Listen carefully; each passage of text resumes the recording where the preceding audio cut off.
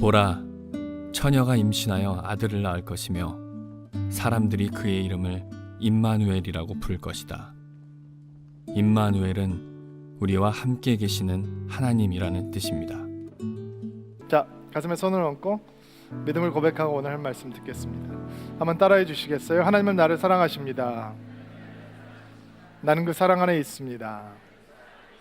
하나님은 오늘 나에게 말씀하실 것입니다. 그 말씀에 능력이 있습니다. 그 말씀에 생명이 있습니다. 나의 마음을 하나님께 열겠습니다. 나의 생각을 예수님께 집중하겠습니다. 들은 만큼 변합니다. 들은 만큼 행복해집니다. 지난주부터 대강절 시리즈를 시작하였습니다. 대림절, 대강절이라고 하는 시간은 예수님의 오심을 기억하고 주님의 다시 오심을 준비하는 시간입니다. 12월이 되면 마음이 굉장히 분주해지는 것 같아요. 모임도 많아지고 설레고 들뜨고. 그런데 정작 성탄의 주인공 되신 예수님에 대해서 우리가 소홀하기 쉬운데 주님의 오심을 기다리며라고 하는 대림절 서비스 시리즈를 통해서 정말 예수님의 성탄의 메시지를 가슴에 품을 수 있는 복된 은혜가 여러분과 제 안에 있게 되기를 바랍니다. 예수님에 대한 기록은 복음서라고 하는 신약의 네 권을 책을 통해서 우리에게 주어졌습니다. 그런데 그 복음서에 등장하는 내용들 때문에 많은 사람들이 그 복음서가 역사적인 사실을 담아 놓은 책이 아니라 예수님의 제자들이 예수라고 하는 그들의 스승을 미화하고 선전하고 신격화하는 도구로 그 복음서를 기록하였다라고 생각하는 사람들이 많이 있습니다. 즉 예수님의 탄생을 둘러싸고 일어나는 이야기들, 그분이 베푸셨던 기적, 그분의 가르침과 사상, 그분의 죽음, 부활, 그리고 승천이라고 하는 사건이 그분을 신격화하기 위해서 기발하게 창작되고 연출되고 편집되고 전승까지 되었다라고 주장하는 것입니다. 그리고 그런 주장을 하는 사람들은 비슷한 일들이 다른 종교에도 다른 문화권에도 존재한다라고 하는 것을 보여줍니다. 여러분, 로마라고 하는 나라가 엄청난 권세를 누리고 있던 나라잖아요. 그 로마의 위대한 황제의 시대를 열었던 사람이 줄리어스 시저라고 하는 사람인데, 그가 죽임을 당한 다음에 로마 제국이 엄청난 혼란 속에서 전쟁을 하고 있을 때 그 전쟁을 다 마무리하고 정복을 했던 사람은 줄리어스 시저의 양자였던 옥타비우스라고 하는 사람이었습니다. 그가 황제가 된 다음에 그는 어떤 이름을 취하게 되냐면 아우구스투스라고 하는 이름을 취하게 됩니다. 성경에는 요셉이 마리아를 데리고 베들레헴에 가서 호적 등록을 할 수밖에 없도록 명령을 내렸던 아구스토라고 하는 로마 황제가 바로 아우구스투스라고 하는 시저입니다. 이 아우구스투스가 권력을 장악하고 북으로는 독일부터 남으로는 이집트, 그리고 스페인에서 시리아까지 이르게 되는 거대한 왕국을 이룬 다음에 전쟁을 멈추고 엄청난 평화의 시대가 도래했다라고 하는 복된 소식을 그의 제국에게 알리고 그가 절대적인 황제가 되었다라고 하는 것을 확고히 한 후에 그 로마에 있던 시인들과 역사가들은 이제 그를 신격화하는 미화하는 작업을 시작했습니다. 먼저 줄리어스 시저가 사람이 아니라 진짜 죽은 후에 신이 되었고, 아우구스투스는 줄리어스 신의 아들이다, 그리고 그도 곧 신이다라고 하는 이제 이런 작업들이 이루어지는 거죠. 그 자료들은 어렵지 않게 찾아볼 수 있습니다. 또 불교에서는 석가모니가 태어났을 때 이렇게 태어났다라고 얘기를 합니다. 아마 여러분도 들어보신 적이 있을 것입니다. 그의 어머니가 꽃이 만발한 무우수 나뭇가지를 잡고 오른쪽 겨드랑이 밑에서 석가모니를 낳았다고 합니다. 이때 하늘에서 오색 구름과 무지개가 피었으며 구룡이 나타나서 몸을 닦아 주었다고 하죠.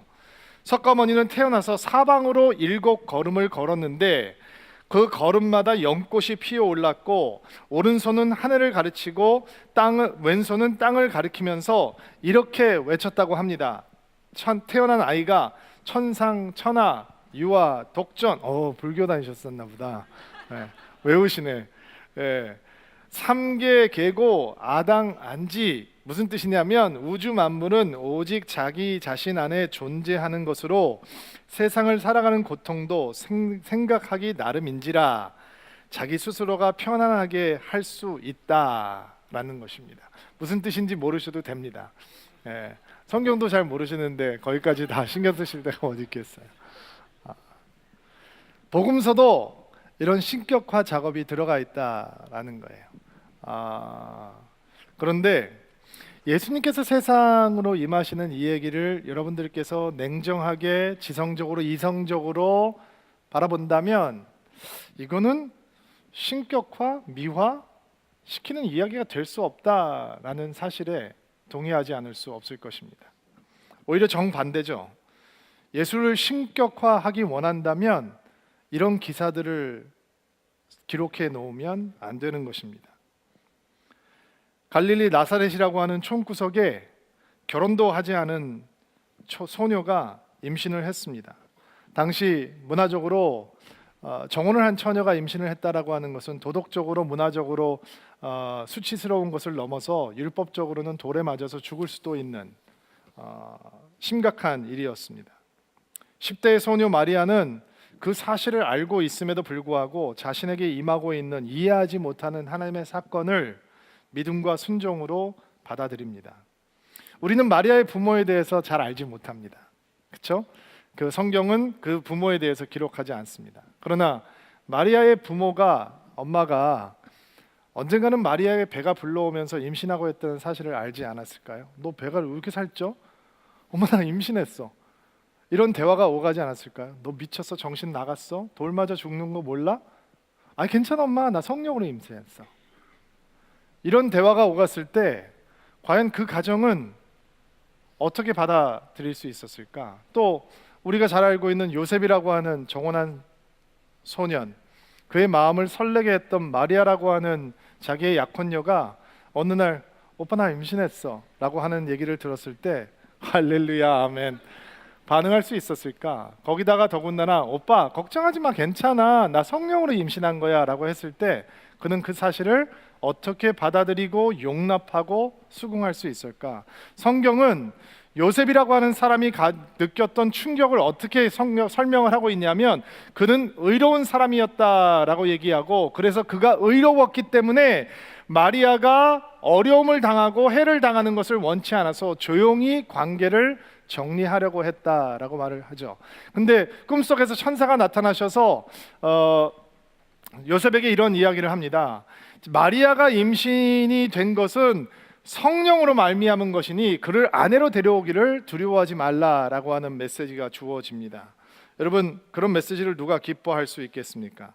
남자를 알지 못하는 처녀가 임신을 했습니다. 미혼모가 되는 것입니다. 그게 하나님이 이 땅으로 임하시는 통로입니다. 누가 이야기를 만들어낸다면 누가 이런 이야기를 만들어내고 이 이야기가 사람에게 엄청난 감동과 인스피레이션을 줄 것이다 라고 생각할 수 있겠습니까? 오늘 본문 말씀인데 한번 읽어볼까요? 마태복음 1장 23절 말씀 같이 한번 읽어주세요. 시작.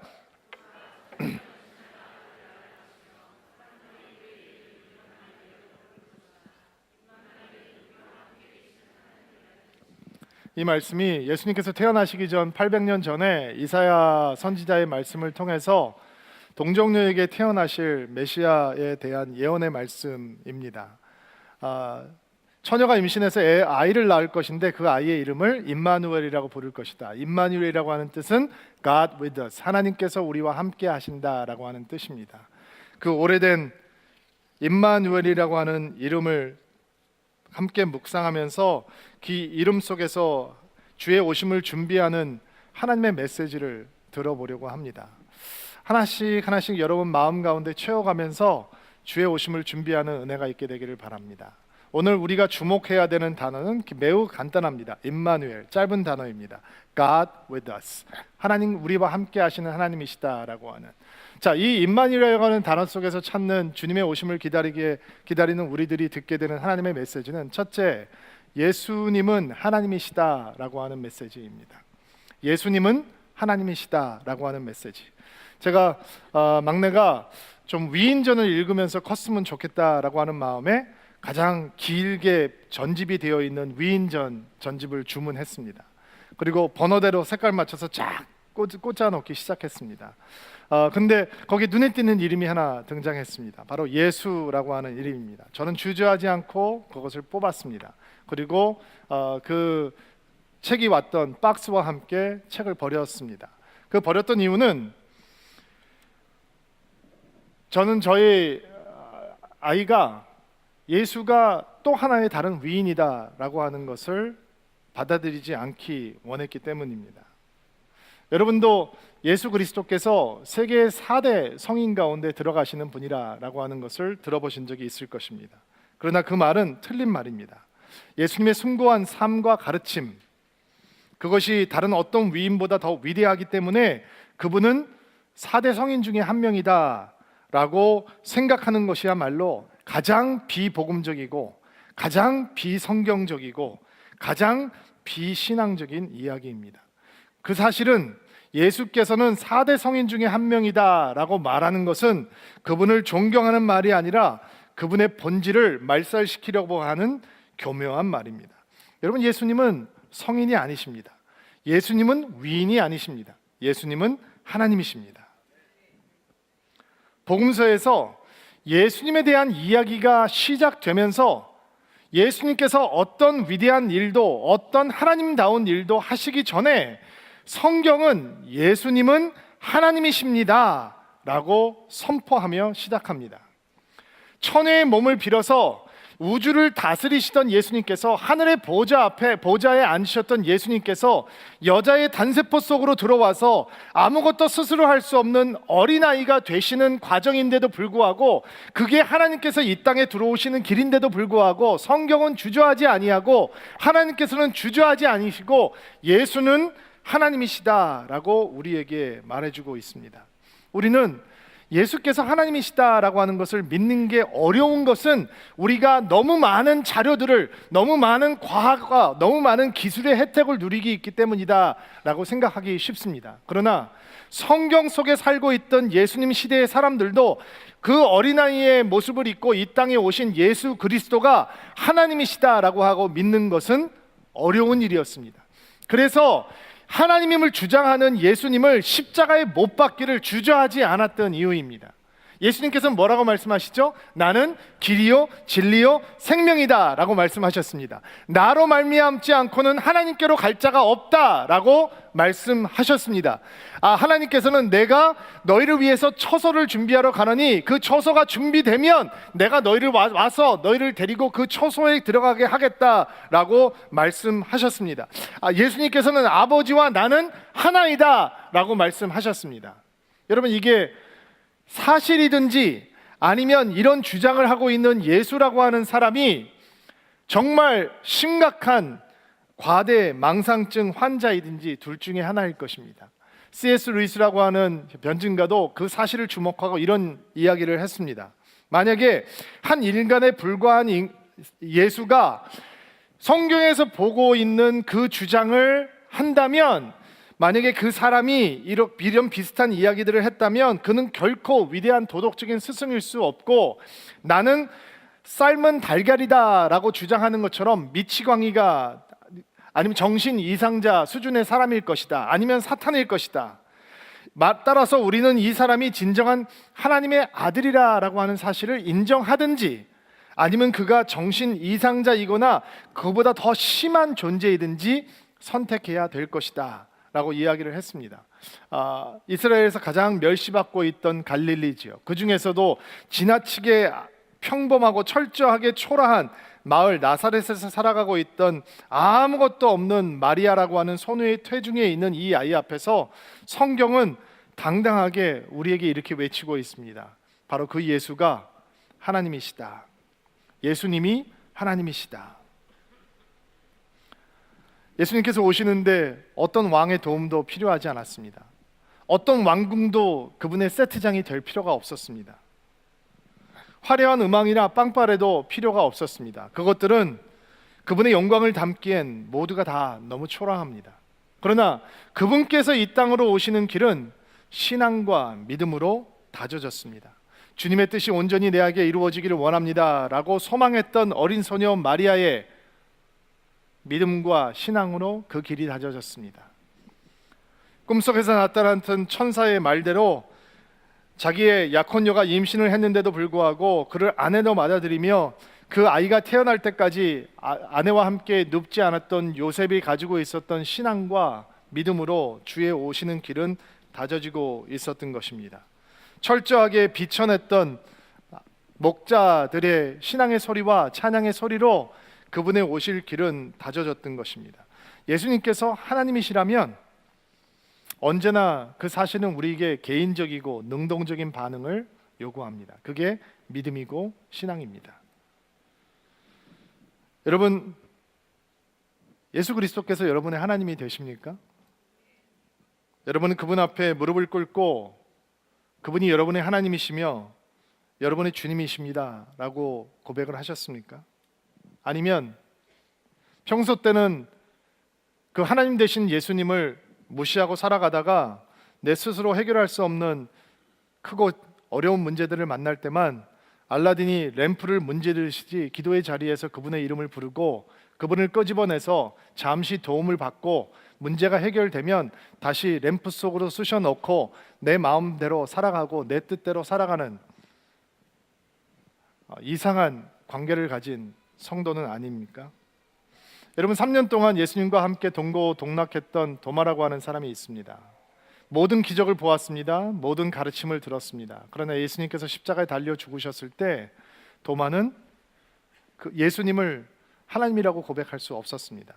예수님께서 다시 살아나시자 제자들에게 나타나셨는데 제자들이 우리가 부활하신 예수님을 보았다라고 얘기를 했을 때 의심이 많았던 도마는 내가 내 손가락을 그의 못자국 안에 그의 창자국 안에 넣어보지 않고는 나는 예수님께서 살아나신 것을 믿을 수 없다라고 당당하게 고백했던 사람입니다.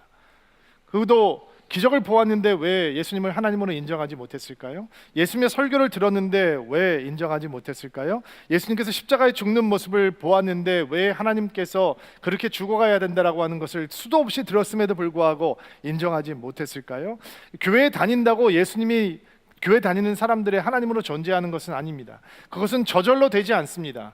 모태 신자가 됐다고 해서 신앙의 집안이 자랐다고 해서 예수님이 우리의 하나님이 되는 것은 아닙니다. 그것은 언제나 개인적인 선택이고 그것은 언제나 우리가 능동적으로 선택해야 하는 것입니다. 그리고 예수님께서 도마 앞에 나타나셔서 자, 손가락 넣어볼래? 내 옆구리에도 네 손가락을 만져봐. 자, 만져봐봐.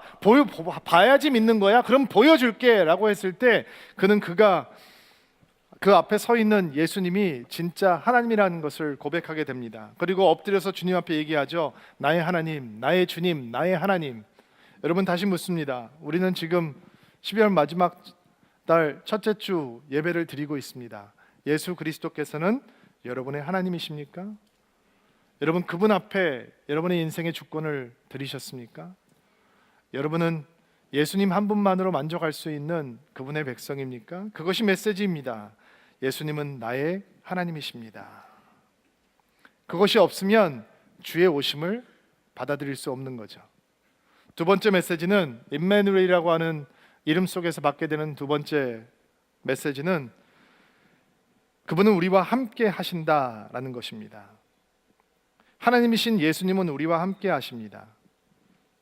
여러분, 출애굽을 했던 백성들에게 하나님께서 그들과 함께 하신다라고 하는 사인은 불기둥과 구름기둥이 있는 거였습니다. 기억하시죠? 시내산에서 이스라엘 백성들에게 너희가 너희와 함께 하겠다라고 하는 약속을 보여주시면서 나타났던 증상들은 그 산이 연기로 가득 찬, 구름으로 가득 차고 빼곡하게 차는 겁니다. 그리고 산이 진동하는 거였습니다. 백성들은 너무 두려워서 하나님 앞에 엎드려서 벌벌벌 떨었습니다. 구약에서 하나님이 함께 하신다라고 하는 것은 격려의 모습이 아니라 두려움의 상징이었습니다. 그런데 예수님께서 이 땅에 오셨을 때는 우리와 함께 하시는 하나님으로 오셨다라는 것이죠. 예수님 당시에 이스라엘 백성들은 하나님이 그들을 떠나셨다라고 생각을 했습니다. 하나님께서 이스라엘을 떠나신 증거는 뭐냐? 북이스라엘 왕국이 BC 722년에 멸망을 하고 남유다 왕국이 BC 580년에 멸망을 했는데도 불구하고 여전히 이스라엘이 회복되지 않고 있었다라는 것입니다. 또 하나님께서 선지자를 보내주셔서 이스라엘 백성들에게 하나님의 음성을 직접 들려주셨는데 지난 400년 동안 하나님께서 선지자를 보내주시지 않아서 하나님께서 이스라엘 백성들에게 말씀하고 있지 않다라고 하는 사실이 이스라엘 백성들이 듣기에는 하나님이 우리를 떠나셨구나 라고 생각하게 만들었습니다. 근데 떠나셨던 하나님께서 돌아오신 것입니다. 어떻게 돌아오셨느냐? 아기 예수를 통해서 돌아오셨습니다. 돌아오신 하나님은 떠나지 않고 함께 하시는 임마누엘 하나님이십니다. 여러분, 함께함의 힘을 아시나요? 경험해 보셨습니까? 제가 어렸을 때부터 좋아하던 가수가 갑상선암에 걸려서 수술을 받던 경험을 얘기하는 것을 들어본 적이 있습니다. 수술대에 올라가서 그걸 가장 두려웠게 했던 것은 혹시 내가 노래를 못 부르면 다시 못 부르게 되면 어떡하지? 라고 하는 사실이었다고 합니다. 여러분, 그 수술대라는 건 혼자 있는 거잖아요. 근데 그 수술 간호사 한 명이 들어오더니 귀에다 대고 이런 말 속삭였다고 합니다. 안녕하세요. 걱정하지 마세요. 저는 마국간 회원, 이 마국간이라는 게 그분의 팬클럽 이름이랍니다. 마국간 회원 누구누구라고 합니다. 제가 끝까지 지켜드리겠습니다. 그리고 자신이 상상할 수 없는 위로와 격려와 힘이 되었다고 합니다. 함께함의 힘. 여러분, 예수님께서 함께 하시기 위해서 오셨다는 거예요. 그게 메시지예요. 그런데 그분께서 우리와 함께 하기 위해서 이 땅에 오셨다면 그분은 우리와 친밀해지기를 원하실 것입니다. 맞나요? 우리와 친하게 지내기를 원하시는 거죠.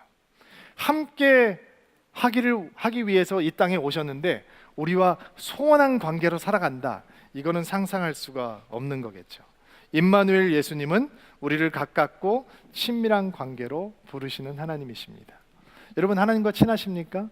여러분, 예수님과 친밀하십니까? 이게 교회를 다니면 이런 질문하면 힘들죠. 이게 질문이 무슨 뜻인지 알겠는데 이 질문에 답을 하는 게 너무 부담스럽거든요. 인정합니다. 굉장히 부담스러운 답이라는 것. 만약에 여러분이 갑자기 제 사무실을 찾아와서 여호수아 목사님, 하나님과 친밀하십니까? 라고 물어본다면 저도 이 사람 누굴까 굉장히 당황할 것 같습니다. 그러나 여러분, 다시 한번 여러분들에게 묻겠습니다. 여러분, 하나님과 친하십니까? 여러분, 하나님과 가까우십니까? 교회를 다니면서 하나님과 가깝지 못하다라고 생각하는 사람이 너무도 많습니다. 교회를 다니면서도 매주 예배를 드리면서도 어떻게 보면 믿음의 가정에서 태어나서 한 번도 하나님을 떠나본 적이 없으면서도 하나님과 친하십니까? 라고 물어보면 자신 있게 친합니다 라고 얘기할 수 없다라고 하는 사실이 우리를 몹시 슬프게 합니다. 예수님을 믿는 삶을 살면서도 나는 예수님과 친하고 싶습니다 라고 얘기하지 못하고 사는 것도 매우 슬픈 일입니다. 여러분, 만약에 우리 가운데 하나님과 친밀해지고 싶다라고 하는 마음이 없다면 하나님께서 그 마음을 긍휼히 여겨 주셔서 하나님과 친해지고 싶다, 하나님과 가까워지고 싶다라고 하는 열망이 여러분 가운데 생기게 되기를 주의 이름으로 축복합니다. 저희가 오늘 양육을 좀 더 잘하기 위해서 여러분들에게 문자를 받았습니다. 저희가 기대하기는 오늘 4번 예배를 드리면서 한 1000명에서 1500명의 성도들이 문자를 보내주었으면 좋겠다라고 하는 바람이 있습니다. 왜냐하면 서울 드림교회에서는 어느 누구도 너무 바빠서 시간이 없어서 기회가 없어서 상황이 안 돼서 하나님을 가까이 할 수 없습니다 라고 하는 이야기를 하지 못하게 하는 것이 저희 목회의 목표이기 때문입니다. 매일 저녁, 매일 새벽, 매일 점심시간 어딘가에서 여러분들이 하나님과 친해질 수 있도록 말씀과 기도를 붙들 수 있도록 도우는 것이 저희 양육의 목표입니다. 여러분, 하나님과 가까워지는 시간을 만들어 보시기 바랍니다. 하나님과 친해지시기 바랍니다. 아멘. 하나님과 가까워지시기 바랍니다. 함께 하시는 하나님께 가까이 가는 은혜가 있게 되기를 바랍니다. 1월 첫 주가 되면 저희들은 특별 새벽기도를 시작하게 될 것입니다. 12번에 걸쳐서 새벽기도 제단을 쌓을 건데, 여러분 올해 기도 제목은 하나님과 친해지고 싶다라고 하는 기도 제목을 삼아보는 것도 좋은 기도가 될 것 같습니다. 하나님과 가까이 있다고 하는 사실, 아니 그분께서 우리와 가까이 있기 위해서, 우리와 함께하기 위해서 하늘을 버리시고 이 땅으로 임하시고, 하늘의 영광을 버리시고 인간의 몸을 입고 누추하게 오시고, 그러면 그랬는데도 불구하고 하나님과 친밀하십니까? 하나님과 친하게 지내고 계십니까? 라고 얘기할 때, 하나님과 가까이 계십니까? 라고 얘기할 때 우리가 자신 있게 답하지 못한다면 정말 슬픈 일이 될 것입니다. 하나님께서는 우리를 함께하는 삶으로 부르십니다. 하나님과 함께하는 삶, 하나님과 마주하는 삶, 그리고 우리가 진짜 하나님과 친밀해지다면 우리가 예상하지 못한 또 다른 친밀로 하나님께서는 우리를 인도해 주십니다. 그것은 바로 공동체의 친밀입니다. 하나님을 사랑하면 하나님께서 사랑하는 사람들과 친밀해질 수밖에 없다는 것이죠. 가끔씩 이런 분들을 만나게 됩니다. 목사님, 저는 하나님은 너무 좋은데요, 사람들은 조금 힘들어요. 하나님이 아직 덜 좋아서 그렇습니다. 저 하나님과 굉장히 친밀해서 다른 사람들 필요 없습니다. 아닙니다. 그거 거짓 친밀입니다. 오해입니다. 진짜 하나님과 친하다면, 진짜 하나님과 가깝다면 우리는 하나님께서 사랑하시는 사람들과 친밀해지는 것을 사모하게 됩니다. 기뻐하게 됩니다. 내가 하나님을 향해서 나의 삶을 열듯이 또 다른 나 같은 사람들을 향해서 내 삶을 열 수밖에 없는 것입니다. 성탄의 축복, 임마누엘이라고 하는 이름 속에 갖추어져 있는 축복은 하나님께서 우리를 하나님과 함께하는 삶뿐만 아니라 하나님의 사람들과 함께하는 삶 속으로 부르신다라고 하는 것입니다. 어제 우리 싱글 생자님들 연말 모임이 있었습니다. 싱글 목장은 우리 이명희 목사님께서 목양을 하고 계시는데, 셀장들을 위해서 목사님께서 특별한 선물을 준비를 하셨더라고요. 3부 예배 성가사 하시는 이혜미 성가사님하고 듀엣을 준비하신 거예요. 진짜 용감한 거죠. 근데 더 용감한 건 앵콜이 나올 거를 알고 앵콜곡까지 준비를 하셨다는 거예요. 정말 용감해요. 근데 우리 안영호 목사님이나 우리 정적인 전도사님 이렇게 찬양 인도할 때 보면 음성이 너무 아름답고 좋잖아요. 근데 이명희 목사님이 노래가 교만하지 않아요. 제가 듣기에는 그래요. 제가 듣기에는 굉장히 목소리가 겸손하시더라고요. 근데 자신이 사랑하는 셀장님들을 위해서 이제 아름다운 노래를, 성악곡을 2곡을 준비하셨어요. 근데 제가 이렇게 노래를 들으면서 그 마음이 느껴지더라고요. 이 사람 용감하구나, 이런 마음을 처음 가졌다가, 와, 셀장님들 진짜 사랑하는구나, 어떻게든지 이분들한테 해피하게 만들어주기 위해서 저렇게 하는구나, 따뜻한 마음, 그들을 사랑하고 싶은 마음, 뭔가 특별함을 느끼게 해주고 싶은 마음, 셀장들을 사랑하고 섬기려는, 함께하고자 하는 그 마음이 다 느껴져서 제가 은혜를 받고 배웠습니다. 여러분, 공동체는 함께하는 것으로 출발하는 것입니다. 아직 공동체에 대해서 마음이 열리지 않은 분들이 있다면 오늘 주의 이름으로 축복하고 도전합니다. 예수께서 우리와 함께하기 위해서 이 땅에 오셨습니다. 그리고 우리를 함께하는 삶으로 부르십니다. 하나님과 친밀해지기 원한다면 동일한 마음으로 우리는 사람들과 친밀해지기를 사모해야 하는 것입니다. 한번 함께하는 삶으로 들어와 보지 않으시겠습니까? 그 삶을 통해서 하나님께서 임마누엘의 축복을 여러분의 삶 속에 부어 주실 줄로 믿습니다. 마지막으로 임마누엘이라고 하는 예수님의 이름 속에서 듣는 하나님의 메시지는 그분에게 여러분과 우리는 몹시 소중하다라고 하는 메시지입니다. 하나님이 모든 사람과 함께 하신다라고 하지 않고 God with all이라고 하지 않고 God with us라고 얘기를 하잖아요. 그 us, 우리라고 하는 말 가운데 숨겨져 있는 뜻, 여러분, 그 우리라고 하는 단어는 누구입니까? 부족한 사람들이었죠.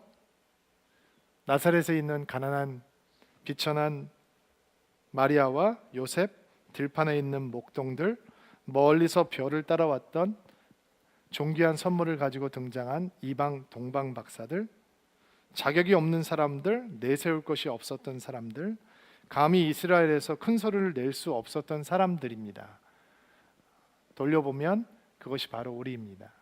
하나님 앞에 나올 수 있는 어떤 자격도 갖지 않던 우리들, 임마누엘이라고 이르는 이름 안에서 우리는 그 자격 없는 우리가 하나님 앞에 얼마나 소중한 존재인지를 알게 되는 것입니다. 예수께서 왜 오셨습니까? 우리가 소중해서 이 땅에 오신 것입니다. 사람들은 소중함으로 만족하지 않습니다. 교회에서 모든 성도들이 소중하다라고 하는 것은 은혜가 되지 않습니다. 대신 우리는 특별해지기를 원합니다. 목사님, 제가 조금 더 헌신할게. 저를 특별하게 봐주세요. 내가 조금 더 특별하게 봉사할 테니까 저를 특별하게 생각해 주세요.